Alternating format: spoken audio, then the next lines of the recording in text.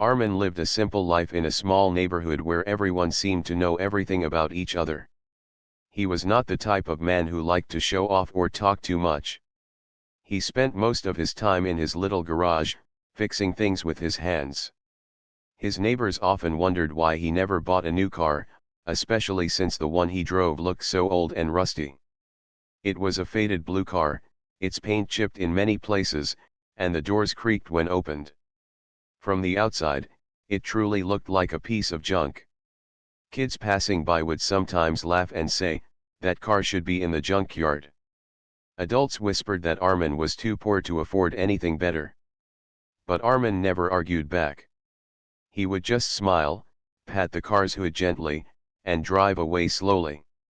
He knew something that no one else in the street did. This car was more than just a vehicle to him. It was a part of his heart, a memory of people he once loved, and a secret treasure that he quietly protected. Every morning, when he started the car, the neighbors rolled their eyes. Some pretended to cough from the smoke that came out of the exhaust, even though it wasn't that bad. Others shook their heads and said loud enough for him to hear, "Why doesn't he just get rid of that thing? It's embarrassing for the whole street." Still, Armin stayed calm. He lived in a small, old house at the end of the block. It wasn't fancy like the new houses his neighbors owned, but it was enough for him. People thought he had no money because he dressed simply, wore old shoes, and didn't buy expensive things. One afternoon, as Armin parked his car outside, a group of neighbors stood nearby, chatting. They laughed as he stepped out. One of them, a man named Salman, said, "Armin, when are you finally going to throw that junk away? Even the scrapyard won't take it for free." The others laughed loudly. Armin just looked at him, gave a small smile, and replied, "It runs fine. That's enough for me." His calm answer only made them laugh harder. A woman shook her head and whispered, "He's just too broke to admit it." But Armin didn't feel angry. Instead, he gently brushed the dust off the car's hood and walked inside his house. Behind closed doors, however, he sat down in silence, staring at the framed picture of his late father on the wall. His eyes softened as memories filled his mind. That car wasn't just any car. It was the last thing his father had left for him before passing away. Armin had grown up learning how to fix engines beside his father. Together, they had worked on that very car, polishing it, tuning it, and sometimes even racing it on quiet roads outside the city. To the world, it looked like junk. To Armin, it was a piece of his childhood, a reminder of love, and a secret he wasn't ready to share. In the evenings, when everyone else was busy with their lives, Armin would open the garage door and carefully wipe the car with an old cloth. He would sit inside, run his hands along the steering wheel, and close his eyes.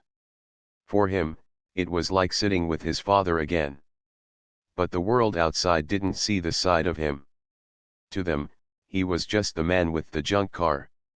Children teased him, neighbors pitied him, and visitors often mistook him for a struggling mechanic. One night, during a neighborhood gathering, someone joked about how Armin's car might collapse in the middle of the road someday. Laughter filled the room. Armin smiled politely but didn't reply. Deep down, he wondered how long he could keep his secret hidden. Because the truth was, his car wasn't just old. It was rare. Very rare. But no one else realized it. For now, Armin chose silence. He lived each day quietly, letting the world laugh at him if it wished. What mattered to him was not their opinion but the memory that car carried. Still, there was a part of him that knew one day, they would see the truth. And when that day came, their laughter would turn into silence. Long before the neighbors called it junk, the blue car had been the brightest thing in Armin's childhood. He could still remember the day his father brought it home. He was only a boy then, standing barefoot on the small porch of their old house. His father had parked the car right in front, smiling as if he had brought home a treasure. "Armin," his father had said, placing a hand on his shoulder, This is more than just a car. This is a dream on wheels. Back then, the car was shiny, its chrome parts glowing under the sun, and the engine roared like a lion. To little Armin, it felt magical. The smell of leather seats, the smooth steering wheel, the way his father's eyes lit up whenever he drove it all became part of his childhood world. Every weekend, Armin's father would take him along for long drives outside the city. They would drive through fields, past rivers, and into quiet roads where the only sound was the car's steady hum. His father would tell him stories about life, about hard work, about dreams. Always respect what you have, his father would say. Even if the world calls it useless, if it has value to you, then it's worth more than gold. Those words stayed with Armin forever. As the years passed, Armin learned how to care for the car. His father taught him how to change the oil, fix the brakes, and polish the body until it shined. They would spend hours together in the garage, tools scattered around, both of them laughing whenever they made mistakes. For Armin, it wasn't just about learning mechanics. It was about bonding with his father. The car became their project, their pride, their secret happiness. But life doesn't stay the same forever. Armin grew older, and so did his father. One winter evening, his father fell ill. Days turned into weeks, and soon the man who had once been full of energy was lying weak in bed. Armin sat by his side, holding his hand, praying for him to recover. One of the last conversations they had was about the car. His father's voice was weak, but his eyes were clear. "Promise me, Armin," he whispered, "that you'll take care of the car. It's more than metal. It's part of who we are." Armin nodded, tears filling his eyes. "I promise, Baba." Not long after that, his father passed away. The house felt empty, but the car stood there like a silent reminder of the man who had loved him so deeply. From that day on, Armin made it his mission to keep the car alive. At first, neighbors admired it. They would say, "That car was your father's pride." Some even praised Armin for maintaining it so well. But as time went by and newer, shinier cars appeared in the neighborhood, people's views changed. The once admired car became a joke. Its paint faded, the chrome lost its shine, and small rust spots appeared. But Armin didn't care. Every time he touched the steering wheel, it felt like holding his father's hand again. Every time the engine roared, it felt like hearing his father's laughter. The memories were priceless. One evening, after another round of mocking from his neighbors, Armin sat alone in his garage. He opened the glove compartment of the car and took out a small envelope. Inside it was a faded photograph of him as a child, sitting in the driver's seat while his father stood proudly beside him. Armin smiled softly. "They don't know, Baba," he whispered. "They don't understand what this car means." But there was another secret, one that even his father hadn't lived long enough to share fully. The car was not just special because of memories. It was also rare, one of the very few of its kind ever made. His father had once told him quietly, "This car will be worth a fortune one day. But remember, its real value is the love behind it, not the money." Armin never forgot those words. Years later, as his neighbors laughed and children pointed at the junk car, Armin carried those memories in his heart like hidden treasure. He didn't argue because he knew something they didn't. The day would come when the truth about the car would surprise them all. For now, he stayed silent, protecting the legacy his father had left behind. The car might have looked old and weak to others, but to Armin, it was living proof of a bond that time could never erase. And deep inside, he knew his father's dream was still alive under that faded blue hood. Life in the neighborhood often looked colorful and bright.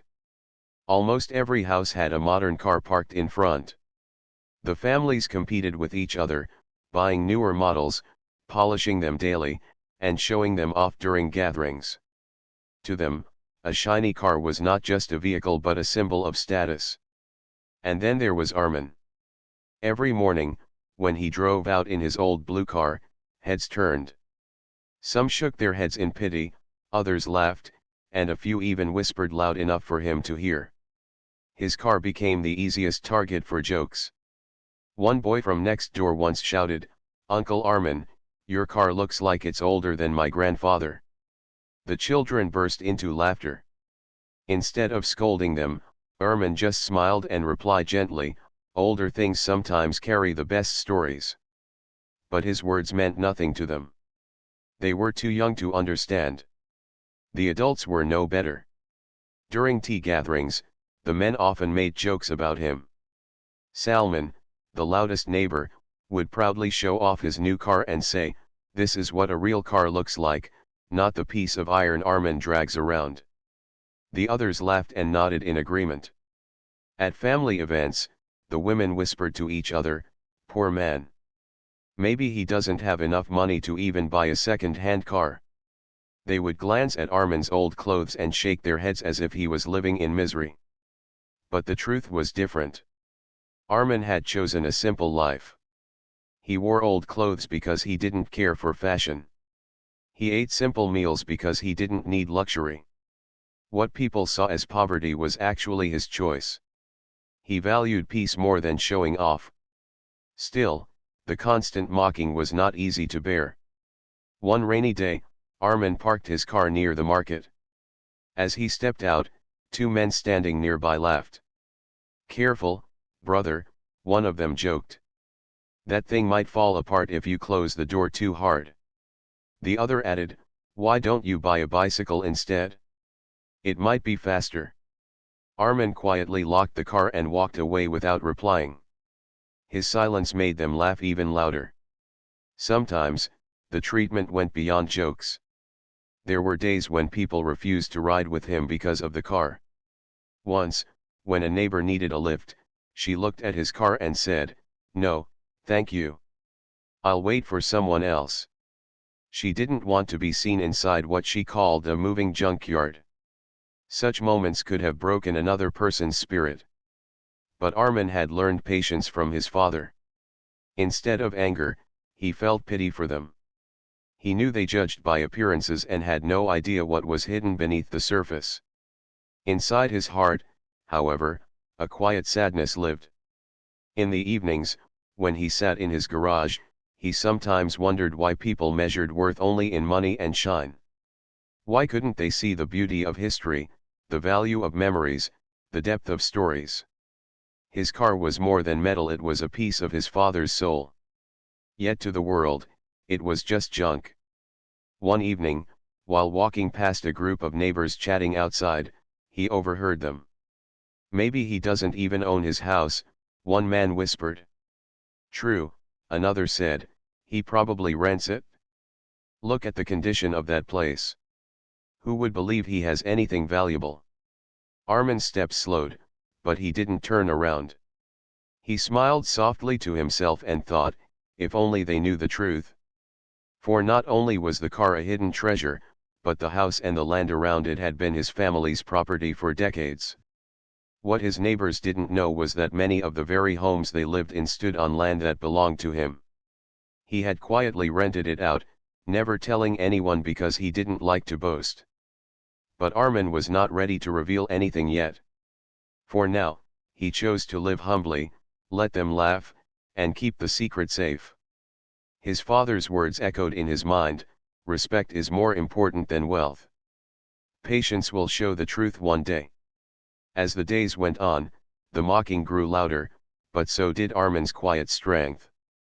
He carried himself with dignity, never lowering his heart to match their cruelty. He knew that someday the same people who called him poor would learn the value of silence, humility, and hidden strength. And when that day came, they would finally realize that the man they mocked for his junk car was not only richer than they imagined but also wiser than all their laughter combined. One quiet Saturday morning, Armin was polishing his car in the garage when a stranger walked by. Unlike the neighbors, this man didn't laugh. He slowed down, his eyes fixed on the car. He stepped closer, almost forgetting his own footsteps. "Excuse me," the man said politely. Is this really yours? Armin looked up with his usual calm smile. Yes, it is. The stranger's eyes widened. He circled the car slowly, his hand hovering above the hood as if he was afraid to touch it. Do you know what you have here? Armin simply nodded. I know. The stranger chuckled softly in disbelief. Unbelievable. People don't see cars like this anymore. It's a classic. One of the rarest. Before Armin could reply, Salman, the neighbor who loved to mock him, appeared nearby. He laughed loudly, interrupting the quiet moment. Rare? That thing? It's only rare because no scrapyard wants it. Don't waste your breath, sir. This car is pure junk. The stranger frowned but didn't argue. He gave Armin a small respectful nod and walked away, still stealing glances at the car as if he couldn't believe what he had just seen. Salman crossed his arms, grinning. See, Armin. Even strangers can't hide their shock when they see what you drive. Armin only smiled faintly and went back to polishing. Inside, though, he knew the stranger had recognized something. And it was only the beginning. Later that week, a group of young car enthusiasts passed through the neighborhood. They carried cameras and wore jackets with car logos. When they spotted Armin's blue car parked outside, they stopped suddenly. One of them gasped, "No way. Is that really what I think it is?" Another whispered, "It can't be. That model is worth a fortune if it's real." The group hurried closer, pointing at small details that no one else in the neighborhood had ever noticed: the unique grille, the rare design of the wheels, the emblem partly hidden under faded paint. Neighbors peeked from their windows, confused. They couldn't understand why these young men were treating the junk car like a celebrity. Salman came out of his house again, laughing. "Don't waste your time, boys. This old thing isn't even worth towing away." But the boys ignored him. They took pictures, whispering to each other with excitement. One even said, "If this car is restored, it could easily be worth millions." Armin, standing quietly beside them, only smiled. He didn't confirm or deny anything. He simply said, "It has been with me for many years." The boys left with shining eyes, talking among themselves as if they had discovered treasure. The neighbors, however, shook their heads in disbelief. "Crazy kids," one muttered. "They don't know what they're saying." As days passed, little hints kept appearing. Mechanics who saw the car would stare a little too long. Collectors walking by would pause and whisper to each other. But every time, before the neighbors could ask questions, Armin would quietly close his garage or drive away. His silence made the neighbors even more curious. They started gossiping more than before. "Why do people keep stopping to look at his car?" one woman asked. "Maybe it's older than we think," another guessed. "No, no," Salman said confidently, "they're just being polite. Nobody in their right mind would call that thing valuable." But in truth, doubt was starting to creep into their voices. One evening, Armin sat in his garage, staring at the car's dashboard. His father's voice echoed in his memory, "One day, people will see the value. But don't rush, Armin. Let time reveal the truth." Armin whispered softly, "Not yet, Baba. Not yet. They're not ready." He ran his hand along the steering wheel, and for a moment, he could almost feel his father's hand guiding his. The car gleamed faintly under the dim light, like an old jewel hidden in dust. To others, it was rust and age. To those who truly understood cars, it was rare beauty waiting to be uncovered. And though Armin remained silent, the whispers in the neighborhood were growing louder. The same people who once laughed without care now found themselves wondering, could it be possible? Is there something special about that car? They didn't know it yet, but the truth was slowly drawing closer. Very soon, the car they mocked as junk would shock them all. The day of truth arrived in the most unexpected way. One bright afternoon, as Armin stood outside watering the small plants near his porch, a shiny black car drove into the neighborhood. It was elegant, modern, and expensive looking. From it stepped out a man in a neat suit, carrying a folder in his hand. His eyes scanned the street before settling on Armin's old blue car. Without hesitation, the man walked straight to him. "Good afternoon. I'm sorry to disturb you, sir. My name is Faraz. I work with a company that deals with classic cars. May I ask, is that car yours?" Armin nodded calmly.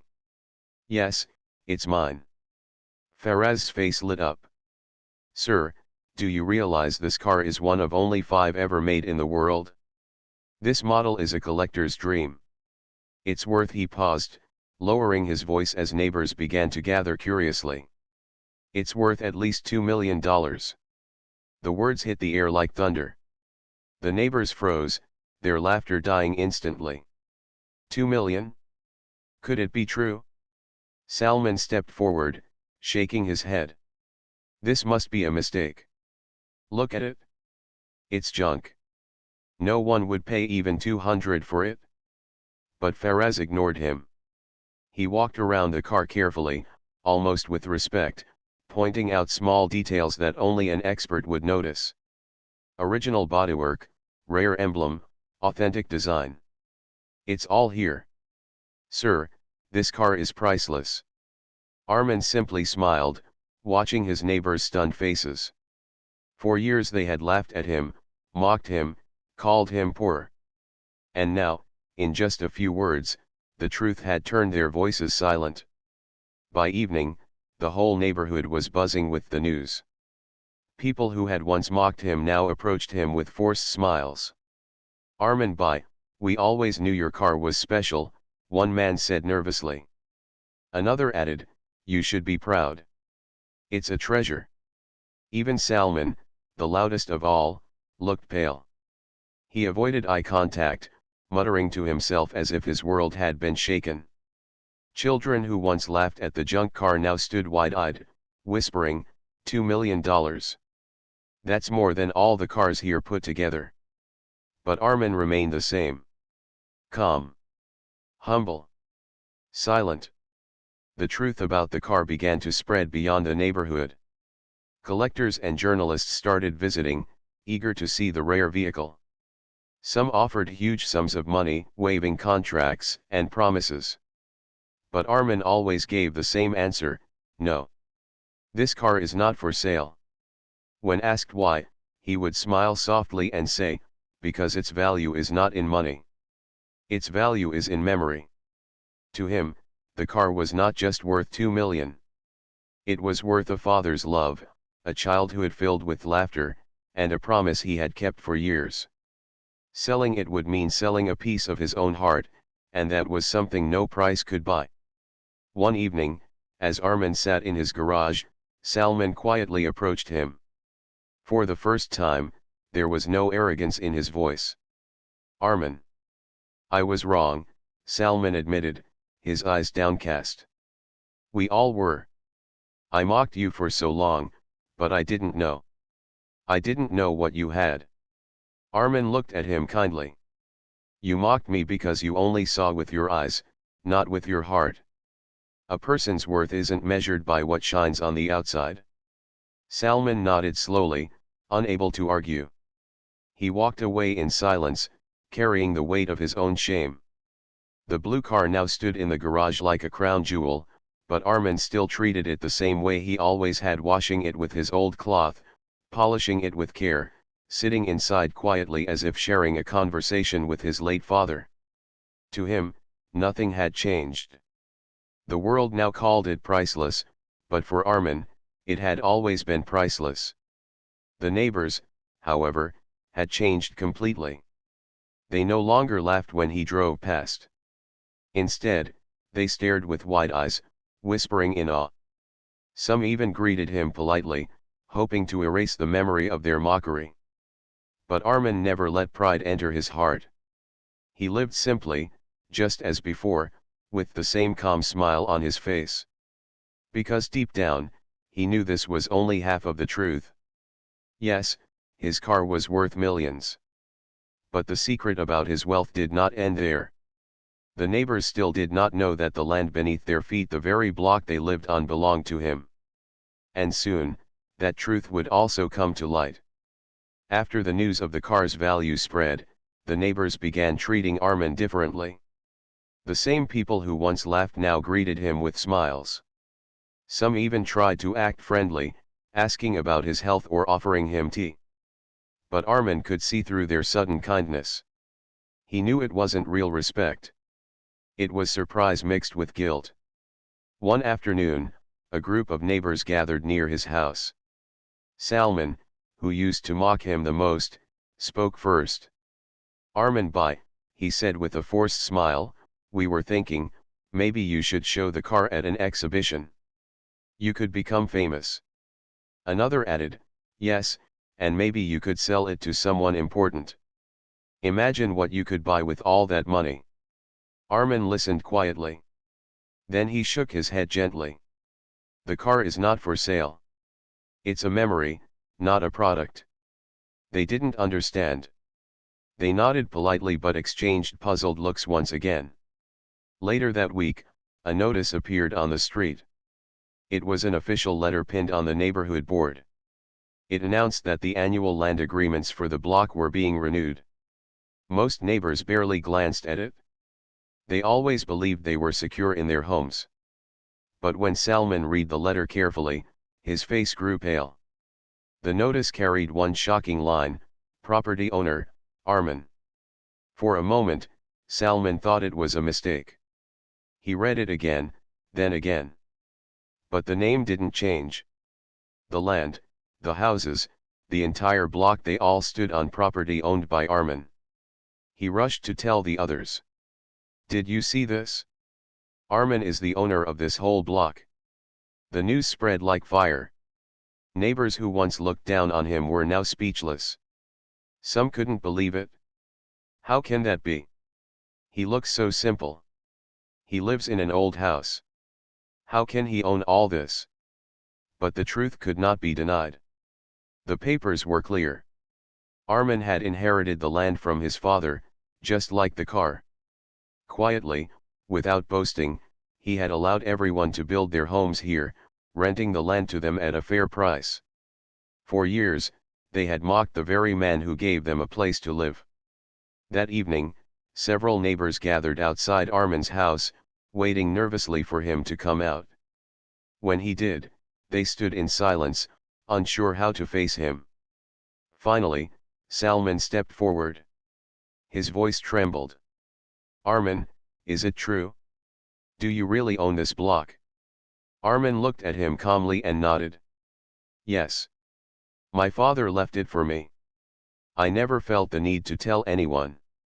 You all have your homes, and I didn't want to disturb that." The silence that followed was heavy. Faces turned red with shame. They remembered every laugh, every insult, every time they had called his car junk or whispered about his clothes. And now they realized that the man they mocked was the very person who could have taken their homes away if he wished. But Armin had never done that. Instead, he had chosen patience and kindness. One woman finally spoke. "Armin bhai, we are sorry. We didn't know." Armin's eyes softened. "You laughed because you didn't see the truth. But wealth doesn't make a person greater. Respect does. I never wanted to live above you, I only wanted to live among you." The neighbors lowered their heads.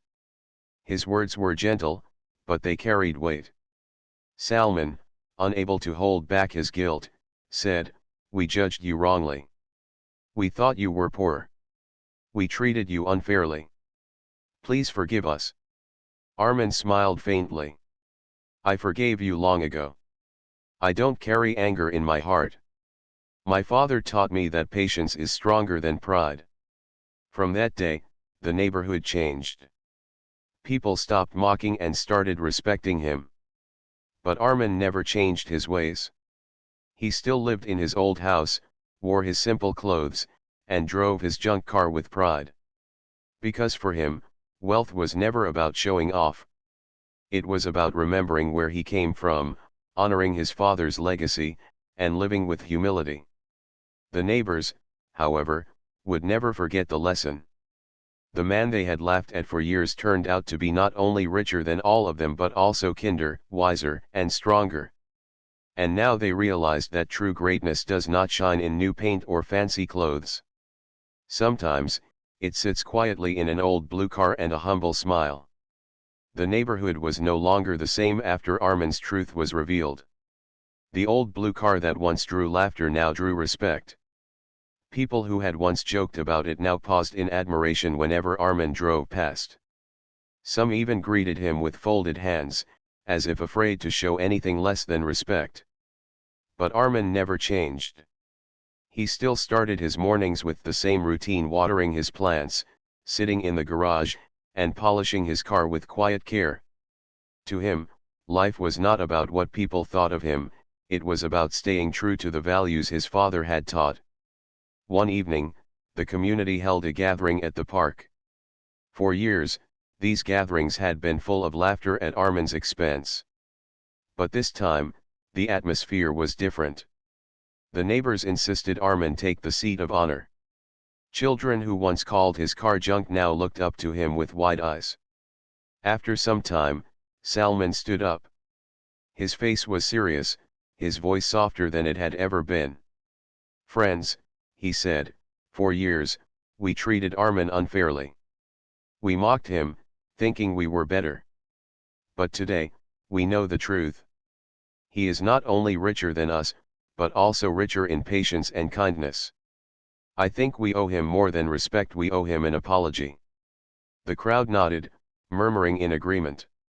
Many eyes turned toward Armin, waiting for his response. Armin stood slowly. His eyes moved across the faces of the very people who had laughed at him for so long. Yet, there was no anger in his expression, only calmness. "I don't need apologies," he said gently. "I forgave you the moment you mocked me. Because anger is heavy, and I do not like to carry heavy things in my heart." His words fell like soft rain. Silence filled the park as the neighbors absorbed them. Armin continued, "You judged me by my clothes, by my house, by my car. But value is not always on the surface. Sometimes, the things that look weak are the strongest. Sometimes, what looks like junk is a treasure. My car was never about money, it was about memory. My father left it for me, and I kept it not because of its price, but because of his love." Tears welled in the eyes of some listeners. For the first time, they understood. Armin then turned toward Salman, who stood frozen with guilt. "And as for owning this block," Armin said, "I never used it to control anyone. I wanted all of you to live in peace. Because wealth without kindness means nothing." A little boy raised his hand shyly. "Uncle Armin, does that mean we should never laugh at someone's things?" Armin bent down and smiled warmly at the boy. "Yes, child. Never laugh at what others have. You don't know the story behind it. Respect is the greatest gift you can give someone." The boy nodded firmly, as if he had just learned the most important lesson of his young life. From that day onward, the neighborhood transformed. People became kinder, softer in their words. They no longer competed to show off their wealth. Instead, they tried to help each other more. Whenever anyone saw Armin polishing his car, they greeted him with respect. Children sometimes sat with him in the garage, listening to his gentle stories about patience, honesty, and his father's wisdom. And Armin, though he never boasted, knew that his father would be proud. Months later, a journalist came to interview him about his rare car and his quiet ownership of the block. The journalist asked, "Sir, what message would you like to give the world through your story?" Armin smiled softly and answered, "Never measure people by what they wear, what they drive, or how they look. A person's worth is in their heart. Money can buy cars, clothes, and houses, but it cannot buy respect or kindness. Live simply. Respect others. And always keep your promises.